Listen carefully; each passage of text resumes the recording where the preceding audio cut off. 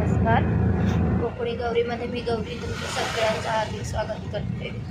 2 ते 3 दिवस माझे ब्लॉग पडत नाही आहे, कारण तुम्हाला माहितीच होतं प्रसादला बरं नव्हतं, त्याला निमोनिया झाला होता आणि तो ॲडमिट होता. त्याच्या दुसऱ्या दिवशी मला स्वतःला ताप भरला होता आणि मी पण आजारी पडल्यामुळे मला ब्लॉग करता आले नव्हते. तर काल फायनली सरांनी प्रसादला घरी सोडलं आहे. तर तो अजूनही रत्नागिरीमध्येच आहे. म्हणजे काही अचानक वाटलं किंवा अजूनही त्याची तब्येत तशी म्हणावं तसं बरं नाही आहे तो, तरी पण काही वाटलं अचानक, तर तिथल्या तिथे आम्हाला हॉस्पिटल जवळ पडतं आहे म्हणून आम्ही रत्नागिरीतच थांबणार आहोत थोडे दिवस. आणि मी आता चालली आहे घरी काही कामानिमित्त, कारण काही गोळ्या संपल्या आहेत, काही औषधं आणायची आहेत आणि घरी पण थोडी बहुत कामं बघायला लागतात, कारण तुम्हाला माहितीच आहे घरी एजेड माणसं असतात माझ्या इथे. त्यामुळे मी आत्ता घरी चालली आहे आणि परत संध्याकाळी मला सगळी घरातली कामं तिकडची आटपून रत्नागिरीत यायचं आहे. मी बघू शकता अजूनही माझी तब्येत बरोबर नाही आहे, म्हणजे मला बोलता थोडी येत नाही आहे.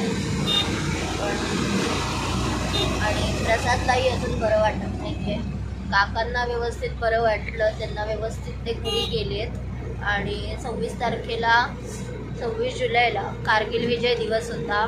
माझे चुलत सासरे 71च्या युद्धामध्ये होते, सक्रिय होते आणि तर त्यांचा एक 26 तारखेला आमच्या इथे पालीमध्ये लोकमान्य मल्टीपर्पज कोऑपरेटिव्ह सोसायटी आहे, तिथे त्यांचा सत्कार झाला. त्यांना अजून 2-3 ठिकाणी बोलवण्यात आलं होतं, पण त्यांचं वय आत्ता 76 असल्या कारणाने त्यांना जास्त फिरता येत नाही.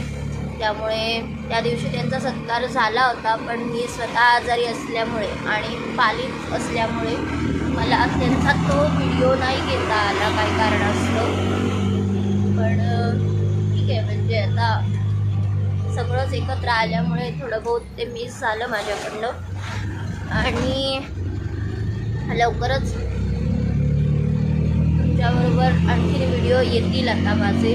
आणि स्वामींकडे प्रार्थना आहे की प्रसादला लवकरात लवकर बरं वाटावं, त्याच्या प्रकृतीत अजून उत्तरोत्तर सुधार होत यावा.